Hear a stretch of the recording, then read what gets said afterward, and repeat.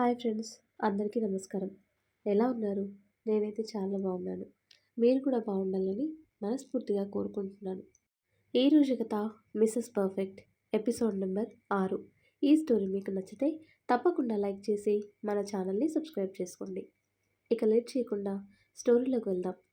ఏంట్రా నువ్వు చెప్పేది? అల్లుడు గారు ఆఫీస్కి వెళ్ళారా? హా అంటూ కూర్చున్నారు సరోజ, మోహన్ గారు. హా అవును నాన్న, కార్తిక్ గారు సాయంత్రం రారు. అంటే జర్నీకి నీరసం వస్తుందని చెప్పారు. ఆఫీస్లో కూడా వర్క్ ఎక్కువ ఉందంట అని విషయం చెప్పింది. అవునా? ఇంతకీ అబ్బాయికి బాక్స్ పెట్టావా లేదా? పెట్టాను నాన్న అని కాసేపు తల్లిదండ్రులతో మాట్లాడి తన రూమ్కి వచ్చి కూర్చుంది. ఫోన్ రింగ్ అవ్వటంతో ఫోన్ కేసి చూసింది. కావ్య దగ్గర నుంచి ఫోన్ రావడంతో సంతోషంగా ఫోన్ లిఫ్ట్ చేసింది. హలో కావ్య, ఎలా ఉన్నావే? మహి ఎలా ఉంది అని అడుగుతుంది. ఎలా ఉందో ఏంటో, మేమే నీ దగ్గరకు వస్తున్నాం. నువ్వు ముందు రెడీగా ఉండు, బయటికి వెళ్దాం. మేము ఆల్రెడీ దారిలో ఉన్నాం అని చెప్పి కావ్య ఫోన్ కట్ చేయగానే సమీర ముఖం వెలిగిపోయింది. అమ్మా, నాన్న, కావ్య మహి వస్తున్నారు. వాళ్ళతో సరదాగా బయటికి వెళ్తాను. రూమ్ నుంచి బయటికి వస్తూనే చెప్పింది సమీర. ఏంటి, బయటికి వెళ్తావా? ఇద్దరు ఒకేసారి అడిగారు. అరే ఏమైంది? ఇద్దరు ఒకేసారి అరిచారు. నేను నా ఫ్రెండ్స్తో బయటికి వెళ్తాను అన్నాను. అది కూడా తప్పేనా అంది. ఈ విషయం మాకు కాదురా, కార్తిక్ బాబుకి ఫోన్ చేసి అడుగు. తను వెళ్ళమంటే వెళ్ళు, లేకపోతే లేదు, సూటిగా అన్నారు మోహన్. తండ్రి మాటలకి సమీర ముఖం చిన్నబుచ్చుకుంది. ఏంట్రా ముఖం అలా పెట్టావు?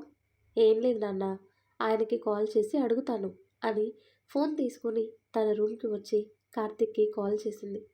హలో సమీరా, జాగ్రత్తగా వెళ్ళారా ఆఫీస్కి? హా ఇప్పుడే వచ్చాను. ఏంటి, బాగా గుర్తొచ్చానా అప్పుడే కాల్ చేశావు? నవ్వుతూ అడిగాడు. మీరు నాకు ఇప్పుడే కాదు, ఎప్పుడు గుర్తొస్తూనే ఉంటారు. మిమ్మల్ని ఒకటి అడగాలండి. ఏంటి సమీరా? అది నా ఫ్రెండ్స్, మీకు తెలుసు కదా, కావ్య, మహి. హా ఎందుకు తెలీదు, మన మ్యారేజ్కి వచ్చారు కదా. అది వాళ్ళ ఇంటికి వస్తున్నారు, సరదాగా బయటికి వెళ్దామని. బయటికంటే ఎక్కడికో కాదు, మా ఊర్లోనే రెస్టారెంట్కి కానీ పార్క్కి కానీ వెళ్తాం. ఏమంటారు? నాంచుతూనే అడిగింది. కార్తిక్ ఏం మాట్లాడలేదు. కార్తిక్ ఏమీ మాట్లాడకపోయేసరికి సమీర ముఖం అప్పుడే మాడిపోయింది. మీకు ఇష్టం లేకపోతే వెళ్ళను, సరేనా? ఆ మాట మనస్ఫూర్తిగా రాలేదు, బాగా లోతుగా వచ్చింది. అయితే వెళ్ళకు, సింపుల్గా చెప్పాడు కార్తిక్. కార్తిక్ అలా అంటాడని ఊహించని సమీర షాక్ అయింది. నేనేమి ఆ అబ్బాయిలతో వెళ్ళట్లేం కదా, నా ఫ్రెండ్స్తోనే కదా వెళ్తున్నాను. ఆ మాత్రం దానికి వద్దు అంటారా? ఆ మాటకి గట్టిగా నవ్వాడు కార్తిక్. నాకు తెలుసు నువ్వు ఈ డైలాగ్ చెప్తావని, అందుకే వద్దు అన్నాను. సరదాగా జోక్ చేశాను కానీ నువ్వు వెళ్ళు, సరేనా? Thank you Karthik. ఆ మాటల్లో ఎక్కడలేని ఆనందం. సరే సరే, డబ్బులున్నాయా నీ దగ్గర? అంది. ఏయ్ మొద్దు, చెప్పు. ఇకపై నీకేం కావాలన్నా నన్నే అడగాలి. అత్తమ్మ మామయ్యని ఇబ్బంది పెట్టకు అనటం కంటే అడగొద్దు, సరేనా? సరే కార్తిక్ గారు. సరే, వర్క్ ఉంది, డబ్బులు పంపిస్తాను చూడు అని కాల్ కట్ చేసి సమీరాకి మనీ సెండ్ చేశాడు. ఏమో అనుకున్నాను కానీ మా ఆయన బంగారం, లవ్ యూ హబీ అంటూ ఫోన్కి ముద్దులు పెట్టి కార్తిక్ పంపిన మనీ చూసింది.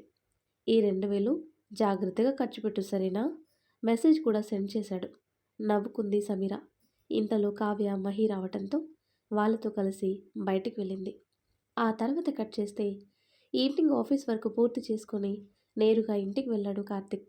బయట గార్డెన్లో సునీత, రవి మాట్లాడుకోవటం చూసి, బావా ఎలా ఉన్నావు, ఎప్పుడు వచ్చావు అంటూ రవిని అల్లుకుపోయాడు కార్తిక్. బాగున్నాను కార్తిక్.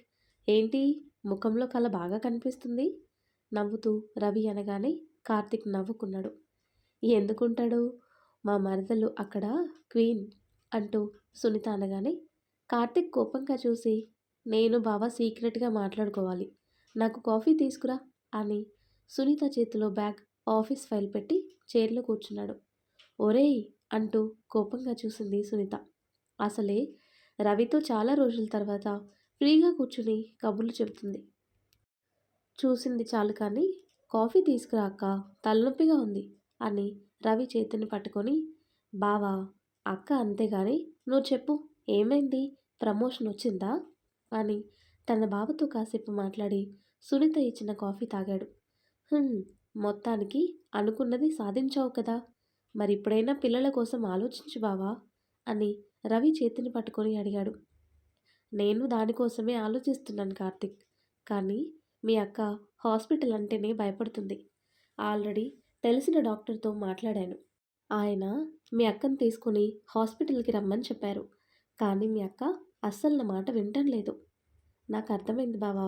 ట్రీట్మెంట్ అనగానే తను భయపడుతుంది. నేను మాట్లాడతాను.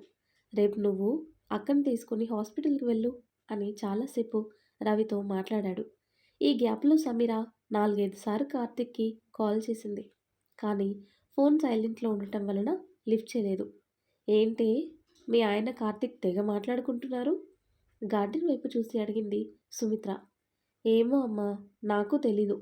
కార్తీక్ కోసం తెలుసు కదా, నన్నసలు అక్కడికి రానివ్వడు. ఏమో మరి ఏం మాట్లాడుకుంటున్నారో. మా ఆయన నా కోసం కార్తీక్ దగ్గర చెడుగా చెప్పాలి. అప్పుడుంటుంది ఇద్దరికీ" అని సునీత పళ్ళు నొరగానే సుమిత్ర నవ్వుకుంది. ఆ తర్వాత కట్ చేస్తే, "అబ్బా! ఈ టైంలో కూడా ఫోన్‌తో ఉంటావేంటే?" అని సమీర చేతిలో ఫోన్ లాక్కుంది కావ్య. "అబ్బా! అది కాదే. మా ఆయనకి ఫోన్ చేస్తున్నాను కానీ ఆయన లిఫ్ట్ చేయటం లేదు." ముఖం డల్‌గా పెట్టుకొని అంది సమీర. "ఏదో పనిలో ఉంటారు. చేస్తారులే ఫోను. ఇంతకీ విషయం చెప్పు. ఎలా ఉందక్కడ? అంతా నీకు బానే ఉందా? మీ అత్తమ్మ సైడ్ నుంచి ఎలా ఉంది నీకు?" అన్ని విషయాలు అడిగింది కావ్య. "పర్వాలేదు, బానే ఉంది. కాకపోతే కార్తీక్ నన్ను బాధ్యతగా ఉండమంటున్నాడు" అంటుంది. "అందులో తప్పేముంది?" మహి, కావ్య ఇద్దరూ ఒకేసారి అన్నారు. "తప్పేమీ లేదే, కానీ నాకు జాబ్ చేయాలనుంది." "చెయ్యి. ఎవరొద్దన్నారు?" ప్రశ్నించింది కావ్య. "ఎవరు వద్దు అని అనలేదు. అసలు నేను జాబ్ కోసం వాళ్ళ ఇంట్లో చెప్పలేదు" అంది సమీర. "ఈ టైంలో జాబ్ అంటే ఒప్పుకోరు సమీర." మహి మాటలకి సమీర షాక్‌గా చూసింది. "ఏంటే నువ్వనేది?" "అవును. కొత్తగా పెళ్ళయింది కదా! నువ్వు ఈ టైంలో అడిగితే అస్సలు ఒప్పుకోరు. పైగా జాబ్ ఎందుకు అంటారు. ఒక 2 నెలలు సైలెంట్‌గా ఉండు. నువ్వే అంటున్నావు కదా కార్తీక్ చాలా మంచివారని. ముందుగా తనతో మాట్లాడు సమీరా. తను ఒప్పుకుంటే ఇంట్లో అందరూ ఒప్పుకుంటారు. నువ్వే అంటున్నావు కదా ఇంట్లో కార్తీక్‌నే అన్నీ చూసుకునేదని. మరేమంటావు?" "హ్మ్. మీరు చెప్పినట్టే ఒక 2 నెలలయ్యాక కార్తీక్‌ని అడుగుతాను. కానీ తనొద్దంటే" అంటుంది. "ఎందుకొద్దంటారు? నువ్వే అంటున్నావు కదా మా ఆయనకి నేనంటే ప్రాణమని. కాబట్టి నువ్వు ఒప్పుకునేలా చేసుకోవాలి. అంతేకాదు, ప్రెజెంట్ అందరూ కలిసుంటున్నారు కాబట్టి నీకు, మీ అత్తగారికి మధ్యన అప్పుడప్పుడు చిన్న చిన్న గొడవలు రావచ్చు. అది కామన్. నువ్వు కార్తీక్ సెపరేట్‌గా ఉండే వరకు ఎవ్వరిని ఏమీ అనకు. ఒక ఫ్రెండ్‌గా చెప్తున్నాను. నువ్వే అంటున్నావు కదా కార్తీక్ ఫ్యామిలీ మంచిది అని.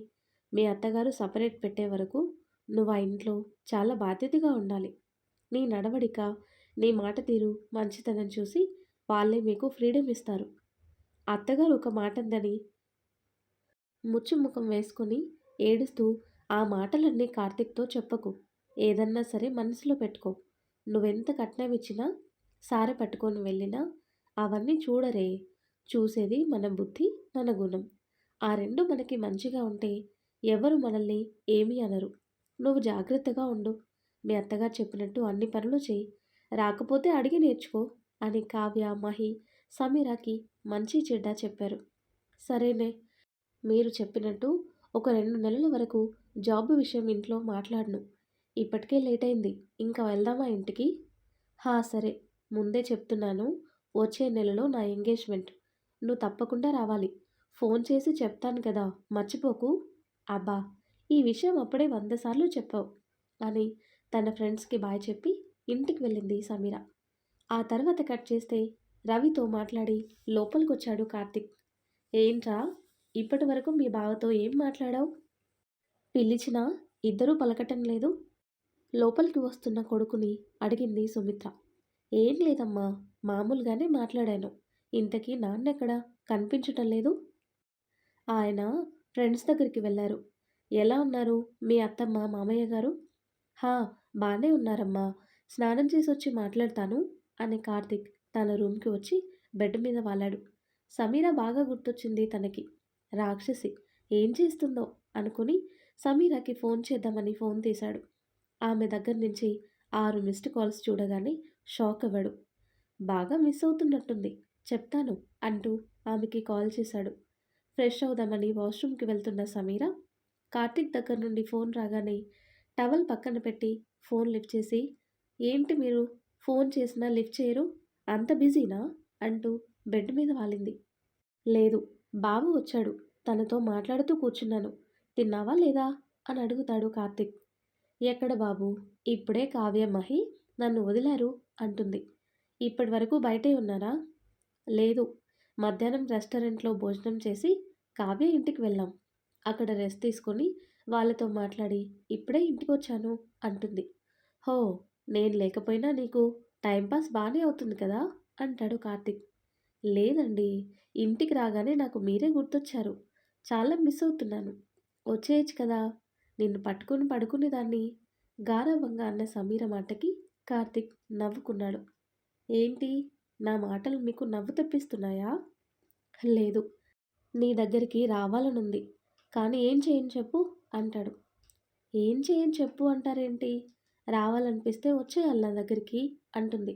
అచ్చా, అవునా, నాకు తెలీదు మరి, ఫ్రెష్ అయ్యి కాల్ చేస్తాను సరేనా? అంతేనా అంది. అంతే అని కార్తీక్ కాల్ కట్ చేయగానే సమీర డల్ అయింది. కార్తీక్తో ఫోన్ మాట్లాడి డల్గా కూర్చుంది సమీర. ఆమె మనసంతా అతని దగ్గరే ఉంది. నేను బాగా గుర్తొస్తున్నాను అంటున్నారు, కానీ ఎందుకు నా దగ్గరికి కావాలని రావటం లేదా, లేదంటే నిజంగానే వర్క్ ఎక్కువగా ఉందా అనుకుని ఆలోచిస్తూనే బయటికొచ్చింది. సమీరా, భోజనం చేద్దురా? ఆకలిగా లేదమ్మా, కాసేపు ఆగి తింటాను. టైం 9 అయింది సమీరా, తిను అని సరోజ గారు బ్రతిమలాడేసరికి కాదనలేక డైనింగ్ టేబుల్ దగ్గరికి వచ్చి కూర్చుంది. చెప్పండి సమీరా గారు, ఎలా ఉంటుంది మీ కొత్త జీవితం తింటూ అడిగారు మోహన్ గారు. ఏంటి నాన్న సమీర గారు అంటున్నావు? మరి మీకు పెళ్ళయింది కదమ్మా, అందుకే అలా పిలుస్తున్నాను. నాన్న, సారీరా, అక్కడంతా బాగానే ఉంటుందా నీకు? హా నాన్న, బాగానే ఉంటుంది, కార్తిక్ గారు నన్ను బాగా చూసుకుంటున్నారు అని భోజనం చేస్తూ తల్లిదండ్రులతో కబుర్లు చెప్పింది. మా, ఏంటి సమీరా, ఇంతకీ నువ్వు నన్ను ఎప్పుడు పంపిస్తావు, మా ఆయన అడగమన్నారు అంటుంది.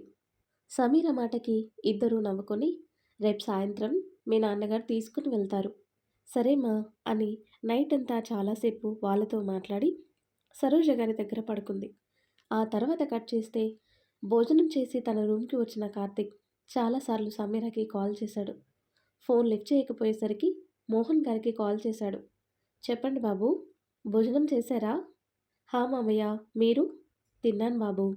సమీరాకి ఫోన్ చేస్తుంటే లిఫ్ట్ చేయటం లేదు, ఏం చేస్తుంది మావయ్య? తను నిద్రపోతుంది బాబు, ఇవ్వనా ఫోన్? వద్దు మావయ్య, పొద్దున తను నాకు ఫోన్ చేస్తుంది. ఇంకేంటి మావయ్య విషయాలు అని మామగారితో కాసేపు మాట్లాడి ఫోన్ కట్ చేశాడు. కార్తిక్కి పాలిద్దామని వచ్చిన సుమిత్ర కార్తిక్ మాటలు విని, ఫ్రెష్ అయ్యి వచ్చి మాట్లాడతానమ్మా అన్నాడు. భోజనం చేసి రూమ్కొచ్చి మామయ్య గారితో మాట్లాడుతున్నాడు. పెంచిన అమ్మ కంటే వాళ్ళే ఎక్కువైపోయారు, వీడు అందరిలానే ఉన్నాడు, పెళ్ళం రాగానే మారిపోయాడు అనుకొని కార్తీక్ లోపలికి రా అమ్మా అని ఫోన్ పక్కన పెట్టాడు. ఎవరితో మాట్లాడుతున్నావురా లోపలికి వస్తూ అడిగింది. మావయ్యతో అమ్మా, రేపు సమీరాన్ని తీసుకుని వస్తారంట సాయంత్రం, ఆ విషయమే చెప్తున్నారు అని సుమిత్ర చేతిలో పాల గ్లాస్ తీసుకొని బెడ్ మీద కూర్చున్నాడు. నాన్న, సమీర నీకు లంచ్ బాక్స్ పెట్టిందా కొడుకు పక్కన కూర్చుని అడిగింది. హా అమ్మా, పెట్టింది. ఈరోజు నా కోసం ముద్దపప్పు, వంకాయ బఠానీ కర్రీ, సాంబార్ చాలా బాగా వండిందమ్మా, ఎప్పుడూ లేనిది ఈరోజు నేను 2 బాక్స్ రైస్ తిన్నాను, చాలా బాగా వండిందమ్మా అని కార్తీక్ అనగానే సుమిత్ర ఏం మాట్లాడలేదు. ఏంటమ్మా సైలెంట్గా ఉన్నావు? నాకు డౌట్ రా, నువ్వు తప్పుగా అనుకోకు అంటుంది. ఏంటిమా? నిజంగానే సమీరాకి వంట రాదా, లేదంటే వంట వచ్చినా రాదని మనకి అబద్ధం చెప్పిందా? తను వండిన వంటలు చాలా రుచిగా ఉంటున్నాయి, అందుకే అడిగాను అంటుంది. లేదు మా, తనకి రాదు, ఇప్పటికే 2 చేతులు వంట చేసి కాల్చుకుంది, అప్పుడే అర్థమైంది నా తింగర పిల్లానికి వంట రాదని అంటాడు కార్తిక్. అయ్యో, చేతులకు ఎందుకురా కాల్చుకోవటం, కొత్త కదా, అలానే కాలుతుంది అని చాలాసేపు కార్తీక్‌తో మాట్లాడి కిందికి వెళ్ళింది. సుమిత్ర గారు వెళ్ళగానే డోర్ లాక్ చేసుకొని బెడ్ మీద వాలాడు. సమీర బాగా గుర్తుకు రావటంతో కార్తీక్‌కి నిద్ర పట్టలేదు. ఆమెతో గడిపిన క్షణాలు, చేసిన అల్లరి గుర్తు చేసుకుని తనలో తానే నవ్వుకొని ఎప్పటికో నిద్రలోకి జారుకున్నాడు. ఆ తర్వాత కట్ చేస్తే మరుసటి రోజు సమీరాని ఇంటికి తీసుకొని వచ్చారు మోహన్ గారు. సుమిత్ర గారిచ్చిన జ్యూస్ తీసుకొని తాగి వాళ్ళతో కాసేపు మాట్లాడి మోహన్ గారు వెళ్ళగానే సమీర బాధపడింది.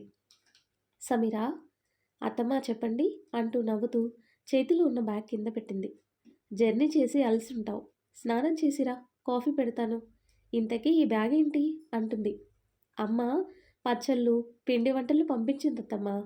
రాగానే అవన్నీ సర్దిస్తాను అంటుంది. నేను సర్దుతానులే, నువ్వు స్నానం చేయి. కార్తీక్ వచ్చే టైం అయింది కదా అని బ్యాగ్ తీసుకొని కిచెన్ రూమ్కి వచ్చి ఓపెన్ చేసింది. అన్నీ ఎక్కువగానే తెచ్చుకుంది సమీర. "హ్మ్, పర్వాలేదు, అన్నీ బాగానే తెచ్చుకుంది" అని పచ్చళ్ళు అవి జాగ్రత్తగా పెట్టి తాటిగారెలు, కొబ్బరన్నం, చికెన్ కర్రీ అవన్నీ చూసి వంట చేసే పని తగ్గింది. అన్నీ కార్తీక్ ఇష్టమైనవి పంపించారు అని నవ్వుకొని డైనింగ్ టేబుల్ మీద అన్నీ సర్దిపెట్టింది. అబ్బా, సునీత ఇవన్నీ మిస్ అయింది. లేదంటే నా కూతురు అన్నీ తినేది అని మనసులో అనుకుంది. రూమ్‌కి వచ్చిన సమీర మనసంతా భారంగా అయింది. తన తల్లిదండ్రులు బాగా గుర్తొచ్చి ఎమోషన్ అయ్యి బెడ్ మీద కూర్చుంది. బైక్ పార్క్ చేసి లోపలికొచ్చాడు కార్తీక్. అతని ముఖంలో ఎక్కడలేని విసుగు. ఈ రోజు కానీ సమీర రాకపోతే రేపు ఆఫీస్‌కి లీవ్ పెట్టైనా సరే తన దగ్గరికి వెళ్ళాలి అనుకున్నాడు. రేయ్ కార్తీక్, ఏంటమ్మా? సమీర వచ్చిందిరా. మీ ఆవిడ నీకు అన్నీ ఇష్టమైన వంటలు చేసి మరీ తెచ్చింది అని సుమిత్ర అనగానే కార్తీక్ ముఖం వెలిగిపోయింది. ఏంటిమా నువ్వనేది? తనెప్పుడొచ్చింది? కనీసం ఫోన్ చేసి వస్తున్నానని చెప్పలేదు. ఆనందం లోపల దాచుకొని పైకి మామూలుగా అడిగాడు. ఇప్పుడేరా వచ్చింది, తన రూమ్లో ఉంది. మీ ఇద్దరికీ కాఫీ పెడతాను. వద్దులేమా, సమీర పెడుతుంది, నువ్వు రెస్ట్ తీసుకో అని కార్తీక్ అనగానే సుమిత్ర ముఖంలో నవ్వు చేరింది. సరే నాన్న, నేను గార్డెన్కి వెళ్ళి పూలు కోసొస్తాను అని చెప్పి పూల బుట్ట తీసుకుని వెళ్ళింది. కార్తీక్ పరుగు లాంటి నడకతో లోపలికొచ్చి డోర్ క్లోజ్ చేసి చప్పుడు కూడా చేయకుండా బెడ్ మీదకి చేరి సమీరాని వెనక నుంచి హత్తుకున్నాడు. వెంటనే ఈ లోకంలోకొచ్చి తనని సముదాయించుకుని, కార్తీక్ మీరెప్పుడొచ్చారు అంటూ నవ్వుతూ చూసింది. ఏయ్, ఏమైంది? ముఖం అలా ఉంది? ఏడ్చావా? ఆమె కళ్ళు తడిగా ఉండటం చూసి అడిగాడు. పైగా సమీర ముఖంలో సంతోషం లేదు. లేదండి అంది. ఏయ్, ఏమైంది? ఏం లేదే అంటూ అతని ఎదపై తలని వాల్చి, అమ్మ నాన్న బాగా గుర్తొచ్చారండి, అందుకే బాధపడ్డాను అంటుంది. ఎందుకు బాధ? అయినా అంత తొందర ఏముందని వచ్చేశావు? ఒక 2 రోజులు ఉండలేకపోయావా? ఆమె తల నిమురుతూ అన్నాడు. లేదండి, మీకోసమే వచ్చేశాను. అక్కడుంటే మీరెక్కువ గుర్తొస్తున్నారు అంది. నవ్వుకున్నాడు కార్తీక్. నాకు అక్కడ ఉండాలని ఉంది సమీరా, కానీ తెలుసు, వర్క్ కోసం వచ్చారు అంది అతని మాటలు పూర్తి కాకముందే. కాదు అన్నాడు కార్తీక్. మరి అంటూ ఆశ్చర్యంగా చూసింది. ఊరు నుంచి బావొచ్చాడు కదా, నేను అక్కడే ఉంటే అక్క ఇక్కడే బావను ఉంచేస్తుంది. తనెక్కువ వాళ్ళ అత్తింట్లో ఉండటానికి ఇష్టపడదు. తన రూమ్ ఇక్కడుంది కదా, నేను లేకపోతే బావతో గొడవ పడైనా సరే ఇక్కడికి వచ్చి ఉంటుంది. అసలు మీ అక్కెందుకు కార్తీక్ గంటకొకలా ఉంటుంది? తన మనసులో ప్రశ్నని బయటపెట్టింది. తను మంచిది సమీరా, కానీ బావ వాళ్ళ అమ్మగారు పాతకాలం మనిషి. ప్రతి పనిలో అన్నీ గమనిస్తారు. కొద్దిగా చాదస్తపు మనిషి. అక్క చూస్తే కొంచెం డిఫరెంట్. బయట తిరగాలి, భర్తతో సరదాగా ఉండాలి, కానీ బావ బాధ్యతగా ఉండాలి అంటాడు. ఇవి అక్కకి నచ్చవు. ఎటు చూసినా బావ నలిగిపోతున్నాడు. ఎన్ని రోజులని బావ సైలెంట్గా ఉంటాడు? కోపం వచ్చిన్నాడు అక్కని వదిలేస్తే అదే నా భయం. అక్క రాగానే కోప్పడతాను, కానీ లోపల చాలా బాధపడతాను. నాన్న బాధ కూడా అక్క కోసమే. తనకింకా సంసార బాధ్యత ఎక్కలేదు. ఏదో ఒకరోజు రవి మాట్లాడితే ఇదేమైపోతుందో అని. "హ్మ్, వదిన కోసం ఇప్పుడు బాగా అర్థమైంది" అంటుంది. ఏమర్థమైంది? అత్తమ్మ గారాబం, వాళ్ళ ఆయన మంచితనం లోకువ చేసుకొని ఇలా ఉంటుంది. పైగా కడుపులో మాట ఏది దాచదు, అవునా అంటుంది. అవును సమీరా, కోపం ఎక్కువే, ప్రేమ ఎక్కువే, కానీ ఎదుటి వాళ్ళని విమర్శించటంలో ఎప్పుడు ముందుంటుంది. ముందు ఈ విషయం వదిలే. చెప్పు, అమ్మా నాన్న మీద బెంగగా ఉంటే నెక్స్ట్ సండే నేను ఇంటి దగ్గర డ్రాప్ చేస్తాను. ఏమంటావు? లేదండి. తీరా అక్కడికి వెళ్ళాక ధ్యాసంతా మీ మీదే ఉంటుంది. నేనేం బాధపడను. మీరున్నారు కదా నాకు తోడుగా అంటుంది. అవునా? అంటూ ఆమె చిన్ పట్టుకొని ప్లీజ్ ఏడవకు.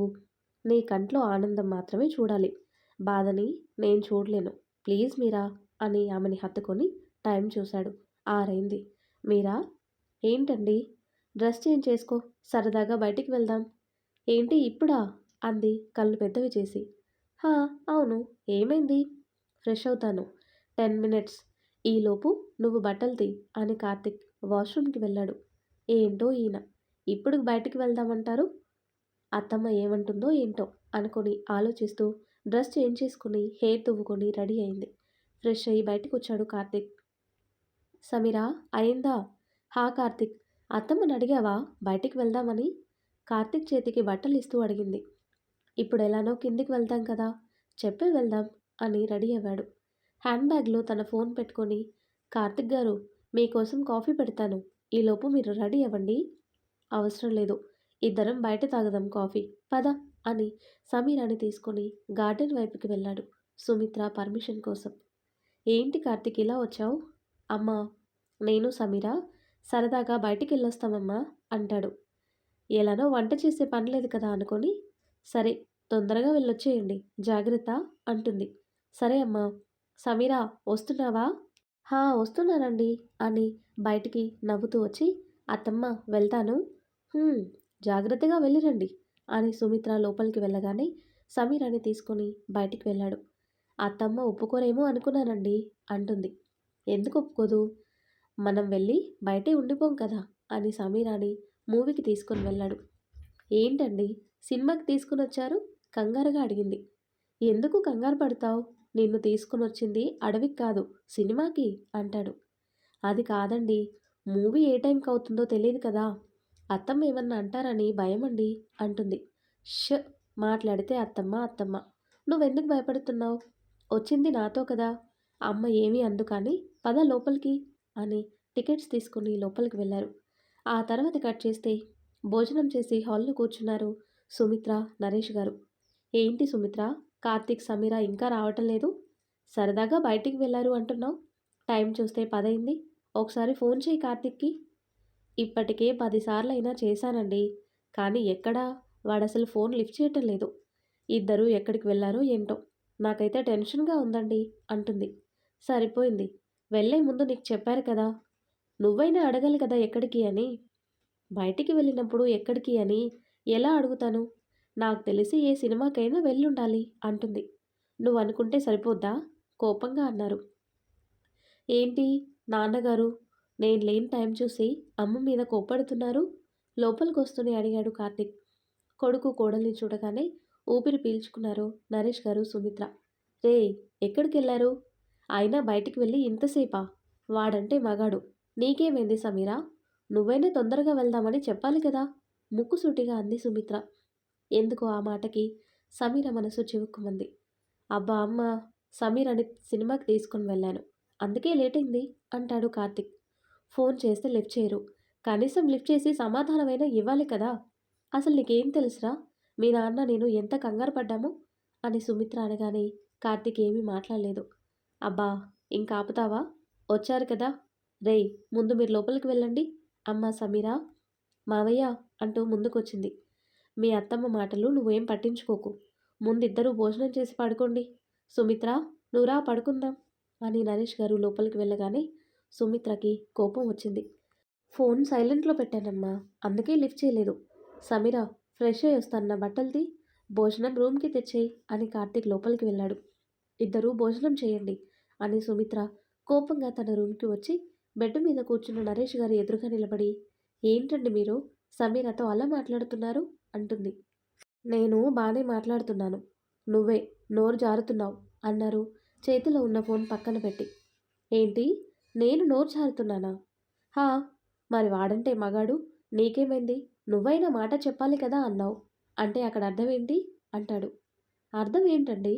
నేనేం తప్పుగా అనలేదు. వాడంటే మగాడు, అక్కడికి వెళ్దాం ఇక్కడికి వెళ్దాం అంటాడు. కానీ భార్యగా తనకి భయం ఉండాలి కదా. వద్దండి, ఈ టైంలో ఎక్కువసేపు ఉండకూడదు ఇంట్లో పెద్దవాళ్ళు కంగారు పడతారన్న ఆలోచన మన కోడలికి ఉండాలి కదా కోపంగా అంది. ఏ కోడలికేనా మన కొడుకు ఉండకూడదా ముక్కుసూటిగా అన్నాడు. ఉంటుంది, వాడి కోసం మనకు తెలీదా? మరి సమీర కోసం తెలియకుండా నువ్వెందుకు అలా మాట్లాడుతున్నావు? చూడు, కోడలికే కాదు కొడుకు కూడా భయం బాధ్యత ఉండాలి. నువ్వు 10 సార్లు కార్తీక్కి కాల్ చేసావు కానీ సమీరాకి ఎందుకు చేయలేదు? సమీరాకు కూడా ఫోన్ చేస్తే ఆన్సర్ ఇచ్చేది కదా అంటాడు. ఉష్, మీతో వాదించటం కష్టమండి బాబు. నేనేమి సమీరాని తప్పుగా అనలేదు. బయటికి వెళ్తే ఇకపై తొందరగా రావాలని భయం ఉంటుందని అన్నాను. అంతేకాని తన మీద నాకెందుకు కోపం? అయినా కోడల్ని బాగానే వెనకేసుకుని వస్తున్నారు అని బెడ్ మీద పడుకుంది. వెనకేసుకుని రావటం లేదు, నీకు తప్పొప్పులు చెప్తున్నాను. లేదంటే సమీర దృష్టిలో నువ్వు చెడ్డ అత్తగారివి అవుతావు. తర్వాత నీ ఇష్టం అని ఆయన పడుకున్నారు. భర్త మాటలకి మూతి తిప్పుకొని ఆలోచిస్తూ పడుకుంది సుమిత్ర. కానీ హాల్లో ఉన్న సమీరాకి ఈ సంభాషణ అంతా వినిపించింది. మౌనంగా ప్లేట్లో భోజనం పట్టుకొని కార్తీక్ రూమ్కి వెళ్ళింది. ఫ్రెష్ అయ్యి బయటకు వచ్చాడు కార్తీక్. ఇంతలో లోపలికొచ్చింది సమీర. నువ్వు కూడా స్నానం చేసిరా, ఇద్దరం కలిసి భోజనం చేద్దాం టవల్ పక్కన పెడుతూ అన్నాడు. మీరు తినండి, నాకు ఆకలిగా లేదు అంది. ఏ, ఎందుకు ఆకలిగా లేదు అంటూ ఆమె ముందుకొచ్చి, ఏమైంది ముఖం డల్లుగా ఉంది? ఏం లేదు కార్తీక్, భోజనం చేయి, నేను స్నానం చేసి వస్తాను అని ముందుకు వెళ్తుంటే వెంటనే ఆమె చేతిని పట్టుకొని దగ్గరికి తీసుకొని, అసలేం జరిగిందో చెప్పు అంటాడు. ఏం జరగలేదు. అత్తమ్మ ఏంటండి అలా మాట్లాడుతుంది? ఎలా మాట్లాడుతుంది? హో, నువ్వు అమ్మ అన్న మాటకి బాధపడ్డావా? మరి బాధ ఎందుకు పడనండి? నేను బయటికి వెళ్ళాను కదా, కంగారు పడుతూనే ఉన్నాను. చెప్పాను కదా మనం తొందరగా వెళ్ళిపోదామండి అని. కానీ మీరే మూవీకంటూ తీసుకుని వెళ్ళారు. నువ్వు అమ్మ మాటలేం పట్టించుకోకు సమీరా. ఏమైందని చిన్నదానికి అంత ఫ్రస్ట్రేషన్ అవుతున్నావు? చూడు, నేనేమన్నా అంటే నువ్వు బాధపడాలి. కానీ అమ్మన్న మాటలకి నువ్వెందుకు అంత ఫీల్ అవ్వటం? ప్లీజ్ వదిలేయి, ముందు స్నానం చేసిరా, ఇద్దరం కలిసి భోజనం చేద్దాం అని కార్తీక్ అనగానే సమీర ఇంకా ఏం మాట్లాడలేదు. టవల్ తీసుకుని ఫ్రెష్ అయ్యి వచ్చి సోఫాలో కూర్చుంది. బయట లాన్లో కాల్ మాట్లాడుతున్న కార్తీక్ సమీర లోపల కూర్చోవటం చూసి, సరే అక్క, పొద్దున మాట్లాడతాను. నీకు అంత భయం అనిపిస్తే సమీరాని నీకు తోడుగా తీసుకుని వెళ్ళు, ఉంటాను అని కార్తీక్ ఫోన్ కట్ చేసి లోపలికొచ్చాడు. సమీర ముఖం డల్గా ఉండటం చూసిన మీరా మృదువుగా పిలిచాడు. మాట్లాడలేదు సమీర. తప్పు నాదే, ఫోన్ సైలెంట్లో పెట్టాను. నేనే కనుక ఫోన్ లిఫ్ట్ చేసి అమ్మతో మాట్లాడితే సరిపోయేది. లేదంటే అమ్మ ఎందుకు నిన్నంటుంది అంటాడు.